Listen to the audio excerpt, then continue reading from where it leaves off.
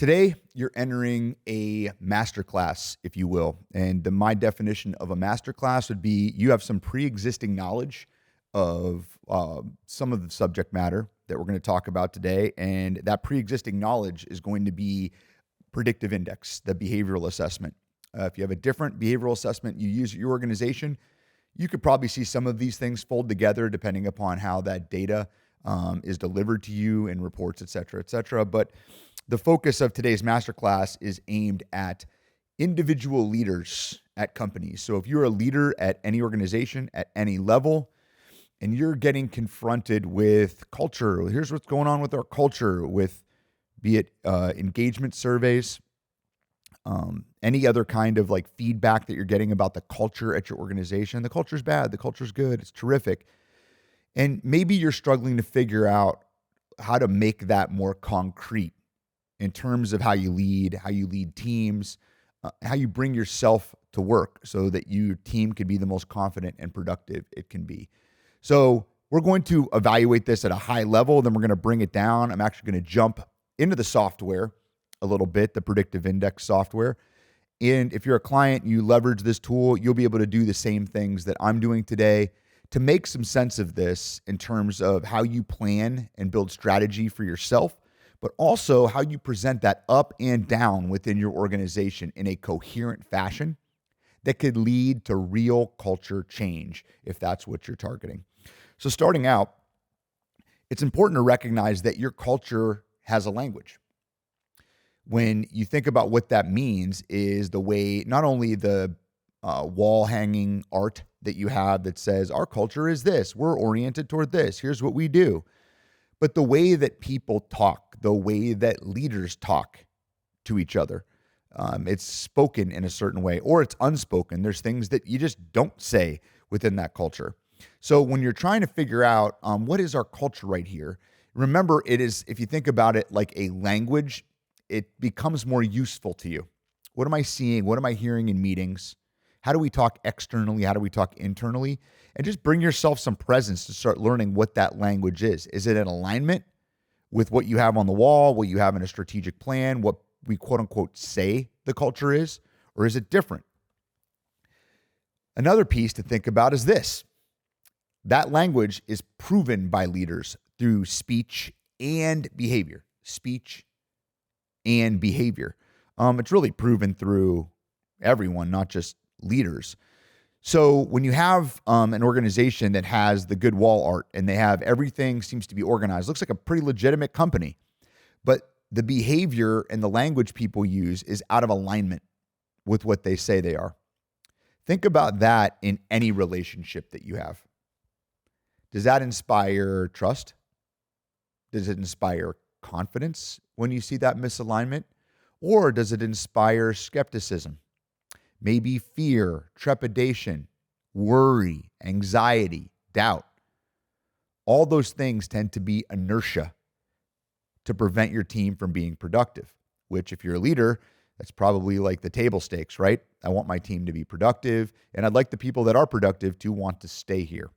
So I need you to hold on to both speech and behavior,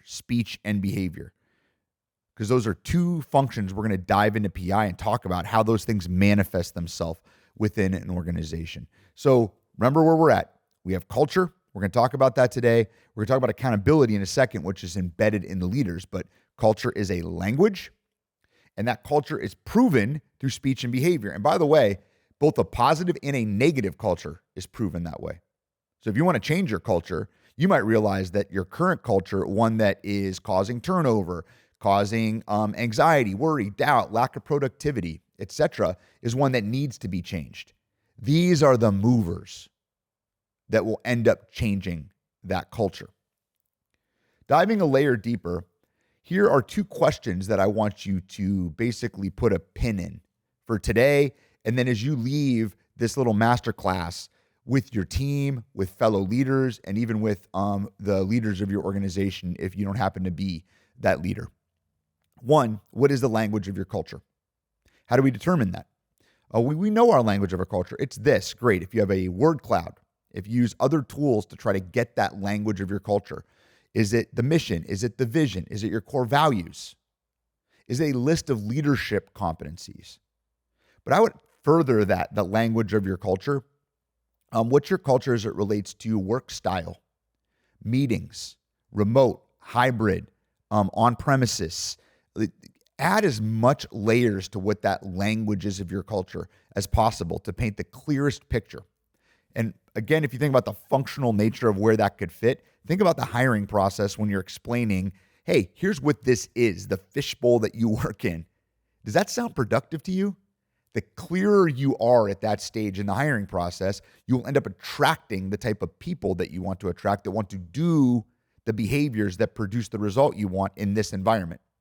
And it will repel the people that like, some of that, but not all of that. All right. What do you want? And you can make that decision. So just dive down a little rabbit hole. There's a functional area. So what is the language of your culture? Can you even answer that question? That's something you might want to break down or unpack with the team. Second, this is the accountability piece. Does your leadership speech and behavior reinforce it? Now, I'm not talking about other leaders. I'm talking about you that's listening to this. Where and how you behave and act throughout a given work week. And if your work week involves like emailing or Teams, Slack messages, some other communication over the weekend, every interaction with your company, every single one. Are you a function of alignment with a positive, healthy culture? Or is that last message, meeting, note, one-to-one conversation, coaching session in misalignment with what we say the culture is or what the culture is? If you're like me, I'm not aware or self-aware 100% of every day. I, for right now, for instance, have 2 little kids that chose to give up sleep for a period of time. They just have no interest in it. So I did not get the sleep I needed this week. So what position am I in to be self-aware? Use the energy it takes to pause, to be still as a leader, and to think clearly as the best version of me. Yeah, the honest answer is not great. I'm not in a great spot right now. Trying to give you the best I have today, but maybe I'll say like 60%. So are there chances that how I might interact with someone, communicate with someone, engage with someone in this state might be in misalignment? Sure. We're not aiming for perfection here. We're aiming for some coherent awareness at these different places so that I know when I'm out of alignment, I'm a little out of alignment and I can bring it right back a little bit and bring it right back. That's how we keep relationships healthy. That's how we keep cultures healthy. What we want to avoid is major misalignment. An example of major misalignment, we're like, all right, let me talk about these 2 leaders right after we leave the meeting. Here's what's really going to happen. Here's what's really going on.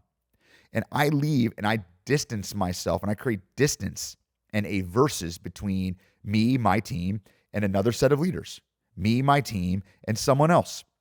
I am starting to rewrite and create different cultures, different languages, different norms within my team that don't exist in the greater culture.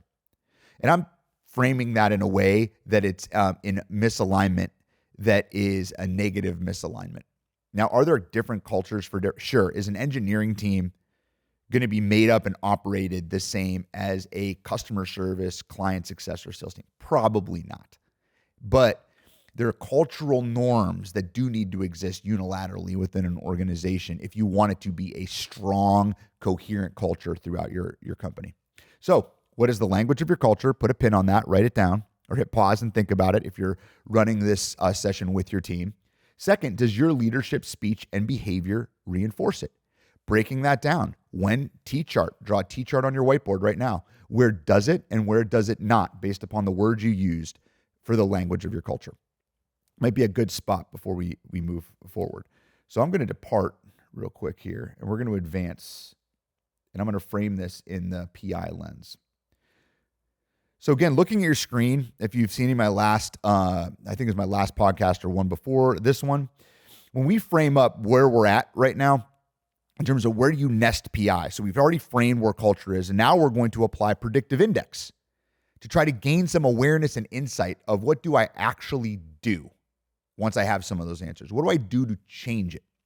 So if you see on the right, we have business results. We work in a world where you need to get certain sets of results. Those are on the right. Those are important. You need to get them or you don't get to work here very long.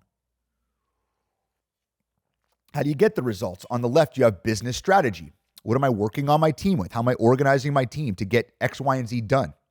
Doesn't matter what it is, you have some semblance of strategy that you're presenting up to your leadership team, the people that you report to, customers even. Here's how we get this product done. What drives that is people. So when we get to when strategy not working, when are we not getting the result? What are people doing or not doing? And then me as a leader, as a manager, supervisor, director, whatever the titles are in your organization, how am I redirecting, steering, coaching, mentoring, and then honestly mirroring in a certain way or putting out an example for my team to follow? Not one-off, not in a meeting, not with a grand, we're going to do a town hall and set things straight. The little things every day. What are the little habits, skills, behaviors I can bring into bear every day to start moving things in the direction where the business strategy is one that's going to bring sustainable confidence and success that leads to a business result, which is our ultimate metric. And we talked about this before. The 4 real movers that we talk about at Advisa are jobs, teams, leaders, and culture. I'm diving right into culture because it's the one that tends to be most ambiguous. I already broke that down earlier in our conversation today in our class about how we're going to address it and how we're going to dive in. So we've talked about jobs, teams, leaders. Now we're going to talk about culture and what you need to do as a leader to address that culture. So what I challenge you to do right now, or not really challenge you to do, just do it. Take out your own predictive index pattern if you have it. You can hit pause right now if you need to. I'm going to break down a few elements of that in just a moment here. Here we go. So if you have your own PI out, when it comes to culture and accountability, you are 100% accountable for you as a leader. So the language of the culture, your speech and behavior are the key movers or disruptors of a culture if you're a leader. And by the way, if you're an individual contributor listening to this and you carry influence in your organization, you are also a leader, even if it's not by title. So this does apply to you. So when you're looking at your own PI pattern, I want you to think about the top graph. It should say self. Top graph and self. And when you look at the little caret in the middle, it separates everything from high to low. And you have the 4 drives. Like I said before, it's a masterclass. There are other podcasts that you can look at to learn more about what A, B, C, and D mean, but we're not going to dive into that today. What I want to dive into is the drivers behind these that are going to influence how you talk and how you behave, both awares and unawares that could be affecting the culture. This is that awareness moment so that we can detach from some of that, some of our own needs and drives to start self-managing, to start to direct traffic at a very high level within the organization versus getting drowned in the weeds or drowned under the waterline with everyone else in the organization, and the culture just happens to me. And then you get victim language. You get others need to be accountable language. That's not who this masterclass is for. It's for you, the person who's listening, to say, hey, I want to change the culture here. Let's dive in. So when it comes to each of the drives, the A drive, remember, we're aiming at impact. When I'm communicating, when I'm behaving, if my A drive is higher, I'm looking at individual impact. How can I have an impact, solve problems, et cetera, et cetera? If I'm on the low end, it's about collaboration and team impact. It's about decreasing conflict when I do that. If it's the B drive, high B, I want to influence other people through feelings, through emotion, through connection, through communication. If my B drive is on the lower end of the extroversion scale, I want to influence through facts, proof, evidence. It's not about the interpersonal pieces. On the C drive, when I'm entering an environment, I'm aiming at familiarity or process. If you think about that C drive spectrum, think about it as a spectrum of time, how I view time.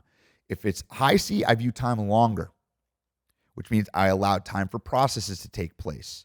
I'll think a little longer on certain things before moving. I optimize for predictability, familiarity, sameness, so that we can build consistency, and in that comes speed. If I'm on the low end of that spectrum, I'm more aimed toward novelty, toward starting things, shorter time spans, shorter attention spans, dealing with things that are urgent and important almost only. So the speed and rapidity of changing things in a lower C individual is a higher premium. So think about that time scale. And finally, the D drive is a drive for how important is correctness to me individually. How important is correctness? So if I'm on the further high side of the D drive, it's very important to me. I want 100% of the information to make a decision, to take action, to behave. If I'm on the lower end, I need less and less and less, which means I'm more optimized to take risks, to try something new and different, to try something unproven. So if you're already starting to see, as you work through your own PI pattern, how do I experience culture? How do I influence? And if you go back to that Tchart, where are you in alignment with the company culture or the organizational culture? Where are you not in alignment? Maybe you're already starting to shed a flashlight on, here's where I'm in alignment and here's where I'm not alignment by nature or by how I'm wired. I want to dive in a layer deeper on each of these. We're going to speed ahead. So if the A drive on the high side, for the time being today, I'm going to stay on the higher side just to move us to some of the meat when I look at the team, a team level and a culture. When we're high, all the things on my screen tend to be truths. And if you think about the things that motivate action, challenges that are worthy of me, freedom, control, independence. When unawares, a high A believes these to be logical, rational. Well, everybody must see it that way. How wrong we are, high A's. That's how I see it based upon the strength of that need or drive within me. So again, if this is an awareness exercise, what's the language of my culture? Is my culture a higher A culture? Where there's language that have terms of assertiveness, maybe sales-driven organizations. We're going to change the world. We're going to do X, Y, and Z. It's a lot of that high A language. And I'll show you some tools near the end here to figure out what is high A language? We'll break that down even further. But the high A need of we're going to take things apart and it's about winning and losing here. If I have a low A culture, it's more team-oriented, collaborative, et cetera, on that end. It tends to be not a confronting culture. It's a team collaboration culture. So just by nature, where do you fit there if you're a leader? Are you more high A? Is your culture high A? Are you low A and the culture's high A? Or are you high A and the culture's low A? Mark that down right now based upon your own observations and your own experience of the culture. Moving to the B drive. The B drive, again, these are the truths on the high side. I'm optimizing for personal positive, sometimes public praise, feedback, social inclusion, interacting with people. In our culture, it's about being noticed, not being ignored. Recognizing people's feelings, communicating with people, putting forth a message, winning love from customers, from the public, from our team, from our leaders. Do we communicate? Is fun something super important at our organization? Because if I'm a high B leader, it's important to me. Connecting with people and knowing how they feel, that they feel good, confident, cared for at our organization is super important to me. On the low B side of an individual, showing me love by leaving me alone sometimes, allowing me to close the door so I can do work. Maybe low B is like that remote environment is actually optimal for me most of the time. So give me my closed door, give me my time to reflect, and then give me facts, figures, and evidence for me to determine how I think. And this is that gap. If you think about the perception gap between these cultures, it's communication. How do we communicate? We communicate very different, high B from low B. So once again, think about your own pattern. Are you high B or are you low B? You might be on the midpoint if you happen to be your dot. Just speed forward. We're going to get to another drive in a moment. How do you relate to your culture? Is it a high B culture? Are you a high B? Is it a low B culture? Are you low B or opposite? And what's the implication of that? Take a moment to write that down. All right, the C drive. The C drive, again, is a drive where these things are true. It's about time, quality time to do these things, people and processes. What we're trying to create is predictability and not chaos. So in that environment, what might happen? We might be slower to move. We might be thinking more about the why questions. Now, why are we doing this? Why might we do that? Well, let's revisit this. Let's advance this conversation. Let's say linger on a conversation a little bit longer to make sure that we really understand the scope of what we're trying to do here. So time spans are longer. There's a more optimization for patience. And the environment tends to be more relaxed, calm, and laid back. Versus low C, it's the opposite. Things are fast-paced. Things are moving. There's an abundance of pressure and deadlines, and speed is a priority to get things done. Things that are urgent and important are what get done in that environment because that's where the focus is. So again, think about time as the gap. So do you align with a high C culture and your high C, low C, etc.? Do the same exercise. Finally, the D drive. The D drive is a drive where it's think about how much information do I need to take action or to make a decision. I'm optimizing for correctness again. I want clear expectations. I want to decrease worry or eliminate it. I'm looking for perfection and I want to eliminate mistakes. So based on your drive, if you're a high D listening to this, like think about the language that would come from that person. Do we have all of our facts together? Do we have all of our data? Have we researched this? Is there research? Have we done it before? Do we know this to be true? All before I take action. I want to be certain. Is that me and is that our culture? Or is it more of a low D culture, which is more risk-oriented, more entrepreneurial, more going out to make information that others need to react to, rather than reacting, organizing, and systematizing existing information, more comfortable in a little bit of chaos, gray area, where risk is a function of how we live out each day. Let's make new things happen. Let's create some mess. I always love when I hear, we have a disruptive culture, which sometimes tends to be a lower D culture because the proven norms before are how we don't want to do things. So again, let's put a pin in this and figure out where are you as it relates to the culture. As we go back, I'm going to bring us back to where we were nested in the first place here. Think about, I'm going to hit pause here. This is that individual as a leader self-awareness moment. This is where it has to start. If you're not aware of your drives, whether it be through Predictive Index or another tool, DISC, Myers-Briggs, some other quality instrument, it's going to be very difficult to detach from that and perceive the world through other people's eyes, because that's where self-management and emotional intelligence live. So this is the first step every time you try to address culture. We tend to look out at the culture of the organization. Well, what's happening out there, and where do I fit in it? I challenge you to start with yourself once it gets to being moving in the culture. What's our cultural norms? We went through the exercise. I'm not speaking out of both sides of my mouth. We went through that exercise, but when we start to take action as a leader, you can only take action with self-awareness, self-management, and detaching yourself from the things that are holding you to getting those needs and drive and are limiting or putting blinders on you as it relates to interacting and changing the culture as a leader. So step one was asking those big questions. Step two was getting us grounded in our own PI pattern. And if this wasn't enough for you, I have several other podcasts and there's other resources I'm going to point you to at the end to do more deep work on your own needs and drives and how those are manifesting themselves in behavior, communication within your job, within your team, and within your leadership brand. So once I've done that, the next step here, and here's the moving part we're going to get to play 4D chess, if you will. How do we look at a culture through the lens of PI? With that, I'm going to abandon the PowerPoint deck here, and I'm actually going to bring us into the predictive index system. So I have a team up here, and if you're looking at how do I get to this, if you go on your browser and you go to the left side, and if you want to hit pause and open your own PI instance right now, go ahead and do that. Scroll down to analytics, and once you get to analytics, you can populate a team. As long as they have a PI behavioral assessment, you can put their name in and bring them in and then hit create report. Once you're in here, you can look at this with individuals' names. This is a real team, so I'm not going to do that right now. I'm going to use a trend view, and I'm doing units. So in this case, we have 5 high A people on this team. We have 2 low A people. We have 3 moderate low A people. We have 1 highest B person over here with a 2 sigma high B, et cetera, et cetera. So when you look at this, you can almost read it like an individual's PI, but I mapped out a team.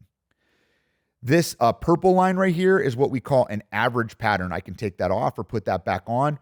Sometimes use this as a very loose kind of, hey, by the basic needs and drives of this team, that alone, this is how other organizations or other teams within your organization might perceive this group.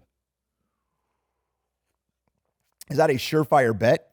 I would say it's not surefire because I think the leader's voice, if the leader happens to be a low A, or the leader happens to be opposite that, sometimes that leader's voice can come through stronger on a team than the total team makeup, is what we found, because that's where the power principles lie.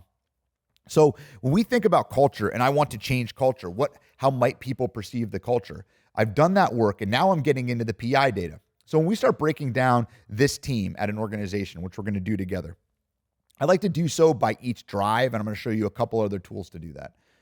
If I start with the A drive here, start thinking, when I look at that, what might be true about this team? We have 8 of these individuals to 5. We have 8 that are either very or moderately high A. So what are some norms that we might expect from this team? Okay, the norms would be we are results. We are outcome oriented. The means are secondary to the outcomes that we get. We are direct. We are blunt. We are expected to produce independently. You come to interactions with this team ready to engage or to do battle with your ideas to hammer out the best one. What's not present on a team that's predominantly high A might be really listening to other people. High A's can tend to listen through an agenda. Am I really hearing these other 5 teammates as we're interacting? These are all question marks that I want to think about as I'm looking at the culture of this team.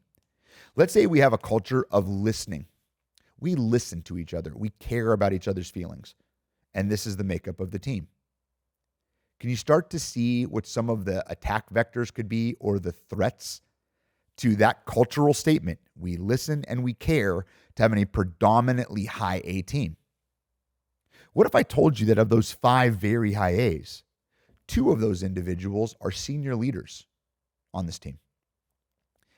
Do you see how that turned up the intensity or the influence of that high A drive on the overall makeup of that team? How they're perceived, how they're experiencing the work at this organization. So if we find, and again, I'm saying if and maybe because we're not getting into the actual material of the team, if we find that this is an area of misalignment, what might we do? Well, first of all, we might coach those leaders or talk to those leaders about, and if I happen to be one of those leaders, opening up the first 5 to 10 minutes of every meeting with connection.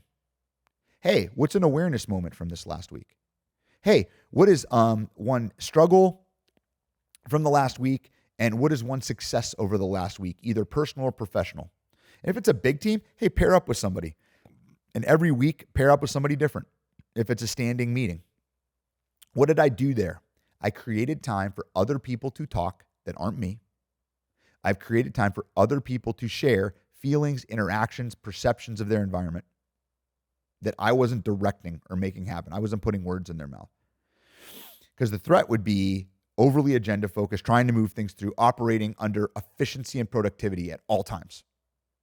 And again, that's the threat, because we said we're going to listen and we are going to care about our people. So within any given meeting, interactions, teams, however I'm operating that, I have to install places where that deliberately happens. So caring, listening, however we frame that in terms of this cultural statement, the language of the culture, what we're pinning it down, has to exist in how my team interacts, how my team communicates, how my team talks. As a leader, I have the power to make that happen in meetings, in channels that I set up within internal communication tools like Slack or Teams or whatever other platform you use. How am I installing that?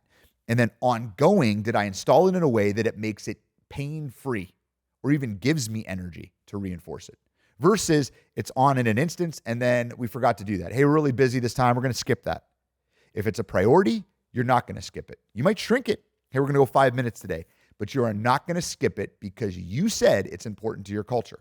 Again, in that setting, did my speech as a leader and did my behavior reinforce or not reinforce the culture that we want or we say we have here?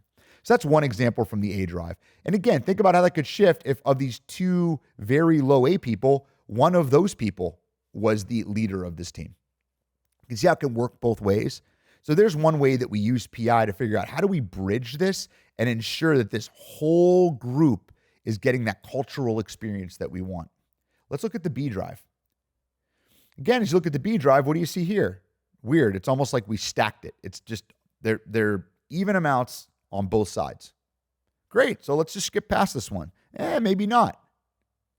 How do we communicate? There's a chance that we're half the time now not connecting, because the B drive is a drive for how we communicate with each other. We tend to communicate verbally, emotionally on the high B side, How we try to connect with people, how people feel about us. We communicate predominantly on the low B side, tangibly, through tangible communication, email, text, documentation. We, on the high B side, talk to think. I want lots of meetings, times to talk, brainstorm, just think out loud. I want more time optimized to close the door, to take that information in and think about it before I talk about it. So there are a lot of threats here, depending upon what side of the culture we're on. If we're a high B culture, I need to ensure that I'm engaging my low B individuals on my team in that culture, that they're participating through their speech and their behavior in this culture. And the opposite is true as well. If I'm a high B, how do I connect with lower B people on their terms? So once again, if we go back to communication protocols, let's say we have some meetings and we have some things that are just shared on some thread or channel, like, again, Slack or Teams. What is a Slack or Teams content? When is that an appropriate channel for both high Bs and low Bs? When is it a conversation with a person? So let's say there's a conflict.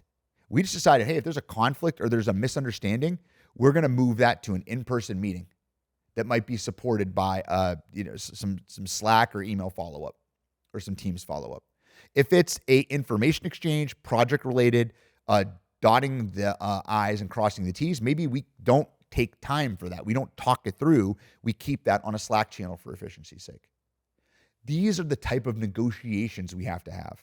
Once again, if I'm the leader and I happen to be this very high B person or this very low B person, is how I'm experiencing the culture and contributing to the culture, again, aligning or misaligning, detracting from the culture based on my experience. I think if I'm a low B, I think we have way, way, way too many meetings here. Do we have way, way too many meetings here, or do you perceive that you are having way too many because it doesn't meet your needs? It doesn't feel like it's giving you energy. So as a leader, we have to hold that tension point, because if I'm this low B leader, I have, look at here, 6 higher B people on my team that need to talk, interact, be with people to be gaining the full communication to make decisions and to feel confident in this environment. We move to the C drive.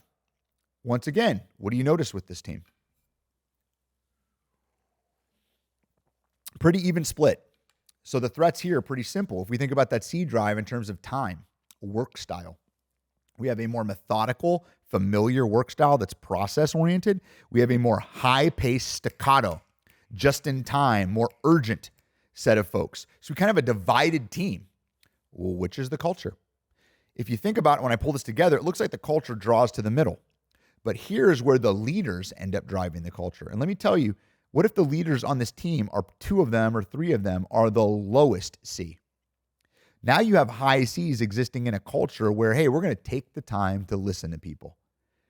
These people's understanding of what taking time is and the high C individuals' understanding of what taking time is are 2 entirely different things. So there's an easy negotiation in terms of, like, let's clarify terms. When you say you need time from me, if I'm that low C leader, what do you mean?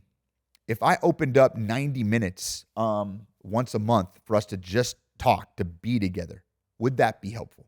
And then listen to the high C. Maybe it will, maybe it won't. Maybe it's 2 hours. Maybe it's a little less. Listen, open the floor to invite your high C people in to say, hey, are we meeting this work style need? Am I meeting that? Is the culture delivering on its promise for you, or am I getting in the way? If the leader of the organization happens to be high C, am I providing enough novelty, pressure, like clarity in terms of when things need to get done? And pressure is important because, remember, low C team members and teams need to understand the sense of urgency to know when to even start or finish something. So if there's not enough pressure, I don't quite know when you need me to get this done, because I don't do things in process order. I do it based on sense of urgency. So as a high C, it might not be natural for me to install or insert pressure, because that wouldn't meet my need. So I might be inviting these lower C people in to say, hey, how can we ensure that we have the culture is novel enough for you, that I'm giving you enough variety to keep things interesting for you here? And again, all of this is happening under the banner of the culture. What did we say the cultural language is? Where is my team in alignment or misalignment as it relates to how we're wired, how we perceive the environment that we're in? And finally, the D drive, as we kind of wrap this version of analysis, and we'll get into another one here shortly. The D drive, again, how much information do I need to make a decision? We have everyone congregated a little bit closer to the middle, but we have 4 high Ds, or highest Ds potentially, and we have, looks like 7 low. So what does that mean? The folks on the left here need or perceive the need for less information to take action. The people on the right perceive the need for all the information, whatever that is, to take action. So what can happen here is, well, what type of culture are we? Are we a culture that is more formal or more casual? Is there a culture where there isn't like one way to do things? Like we want to invite a variety of different ways of approaching things, how you like to meet, whatever.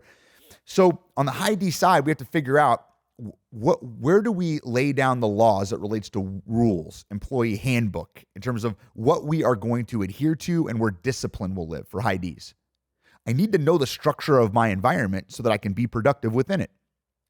Low Ds, I need to know the structure because I got to figure out what rules am I allowed to break and which ones am I not allowed to break.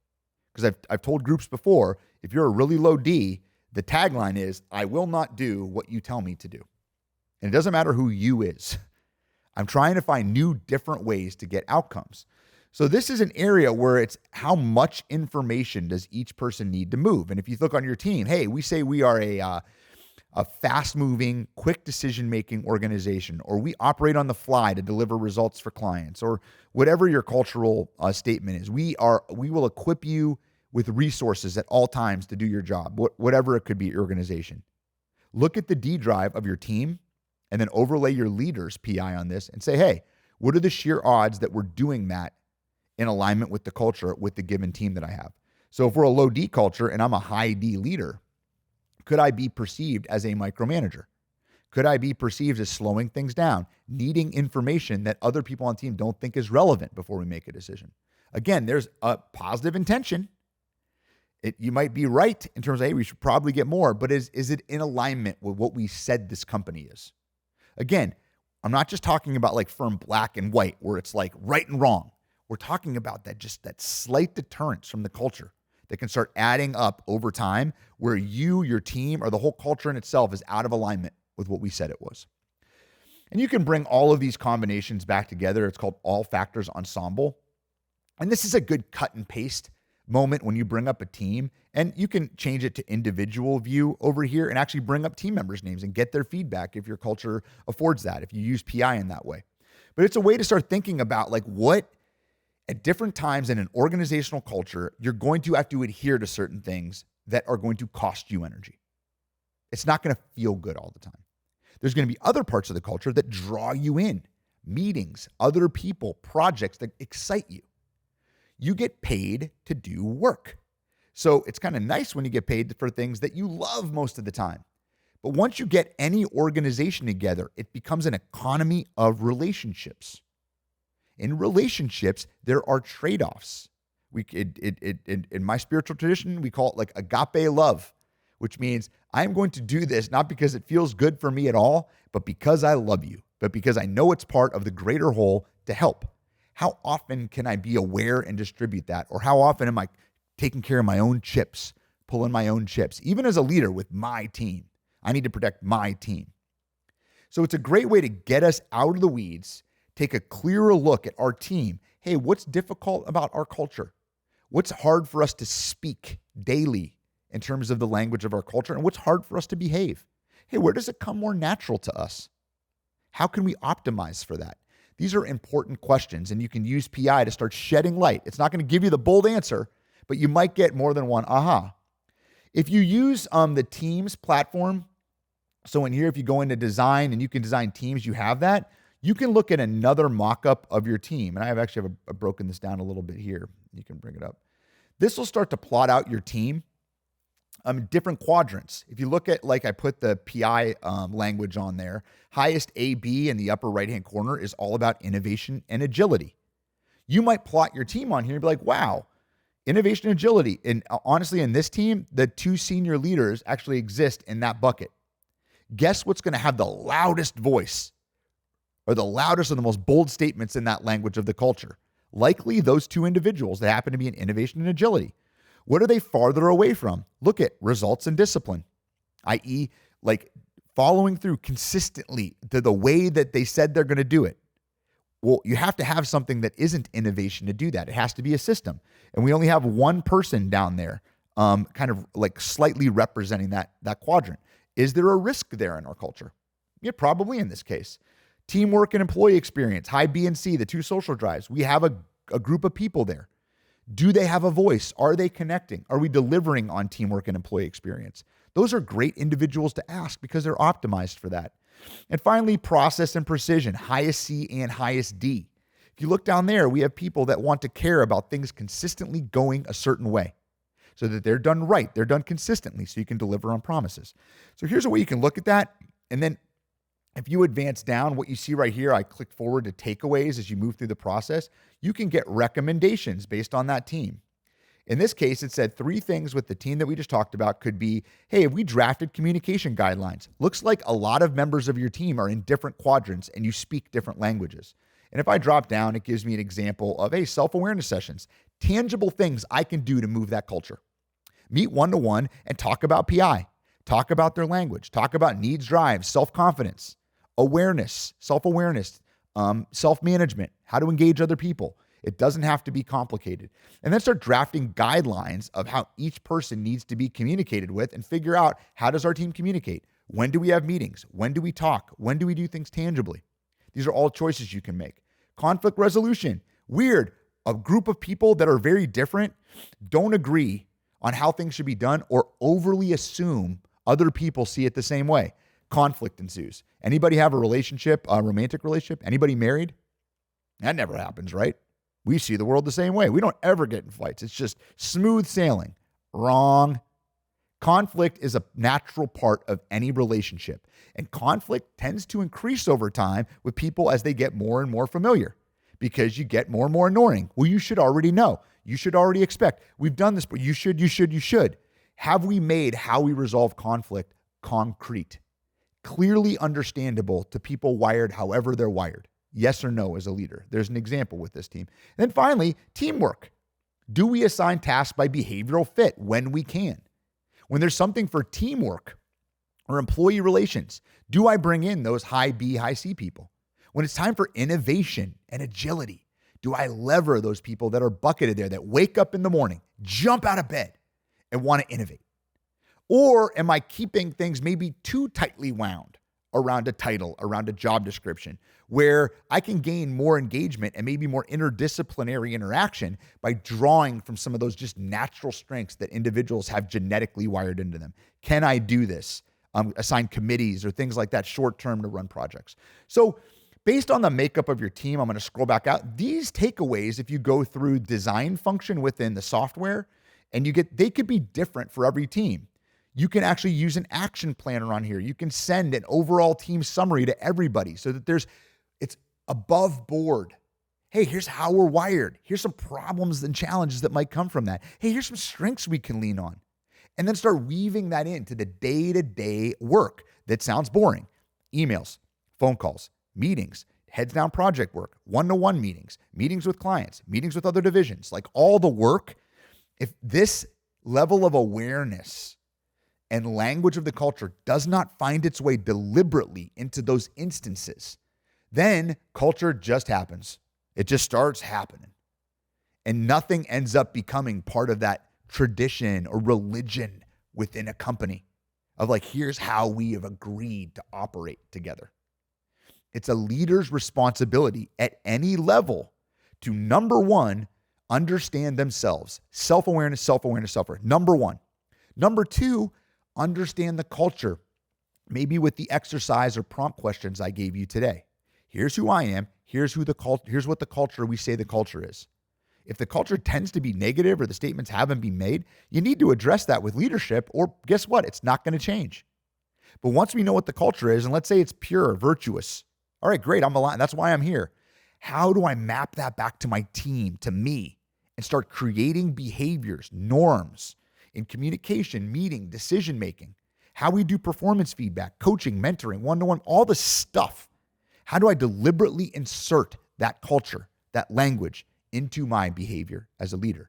And I gave you a few different ways to do that within the PI ecosystem if you have the software. One other piece on our client resources page, if you want more language of PI, I could scroll down here and there's other ways to get this. It's advisa.com/client resources. You can hit pause and snag that again if you need it. If you go to team building coaching, there's something called a PI coaching grid.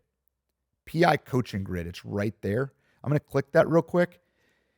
In here, what it gives you is, hey, how do I incorporate PI into coaching? Today's not a coaching session per se, but this is a good document to get you, how do I take action with this PI pattern, with a high A, a low A, a high B?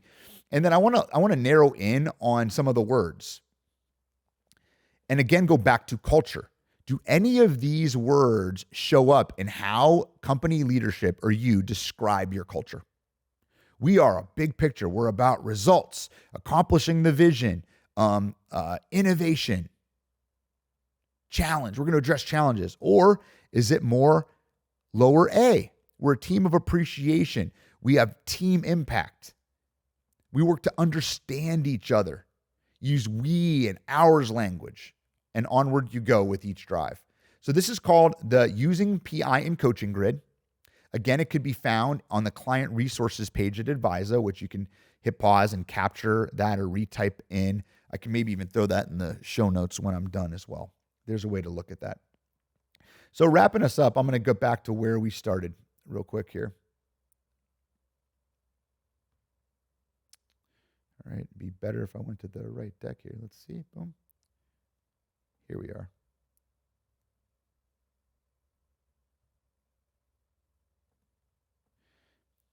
All right. Wrapping us up. Remember, in this masterclass, your culture has a language. You need to know it. What is that language? Like clearly. How is it proven through speech and behavior for yourself, your team, and the senior leaders at your organization? Mark that down. And then the last litmus test, or kind of like snapping a chalk line of where we're at, is once I know what the language is, does my speech and behavior reinforce it? So if you want a step one, all right, I get this, BJ. I agree with you. I want to bring this to my company culture. It starts not making a statement that we, us together need. No, you need to go and have one-to-one conversations, starting with your manager or your boss or your board if you're the CEO, and then onward down to your team, apologizing, saying you're aware and apologizing for the times where your speech and behavior was not reinforcing the culture. You need to enter that danger, that vulnerability space, that gritty space, call it whatever resonates with you, and start taking ownership of the times where you've advanced this culture. What you don't want to do is make excuses. Great leaders don't make excuses for their own behavior. Well, if I would have, or if this leader would have, or what you got to do here. No, you either have virtue and you have standards or you don't, which means you can make mistakes, you're going to screw up. But once you are aware, there is a responsibility, if you are a real leader, to go in and own it. Own it in a conversation like that. Hey, I see our culture is this. Hey, here's where I'm not doing a great job. Odds are good if you still work there and you're productive. You're not way off the reservation. You're just a little bit off. But once you recognize that, that is the paving the highway for everyone else to drive on it. Because if you as a leader have the confidence and the courage to have that conversation, you will inspire other people to have it. And if you're in a culture that's extremely toxic and it's one that for whatever reason you can't get out of or you're unable to based on life situations, family situations, inching your way up this hill is going to make a work day, even a difficult one, a more worthy day for you. Because you've named these things, even if others haven't. You're taking accountability. And just watch the light that you become for other people who perceive, know, and feel the same things that you do. It's going to be a fight. And I'm not going to tell you if your senior leaders are completely out of alignment, it's going to be one that you are going to near term maybe even get rewarded for, because that light's going to flash on everybody at some point when your meetings are more fun, engaging. Your communication is more relevant and connecting to people. Your turnover tends to go down. People are more engaged on your team. And senior leaders, that's not the truth for them anymore. The truth will come out. And this is a way for you to be a cultural change agent from where you're sitting. If you like what we talked about today, please send me a note. Easy to get a hold of me if you're watching this on Leadership Talks. If you're watching this on YouTube, adviseusa.com/leadership-talks is how you get a hold of me. And if you feel like you want to meet about this, you would like me to sit down and get the PI data of your senior leadership team or the next level down, that's what I do most of the week. Or if you want to talk about your company culture and start to put a stamp on what these are and do even a facilitated session for 2 to 3 hours with your team, happy to try to make that happen for you. So thank you for listening if you listened all the way to the end. And if you have done that, you are definitely the type of leader that's going to care enough about culture to want to take accountability and action for it. Thanks.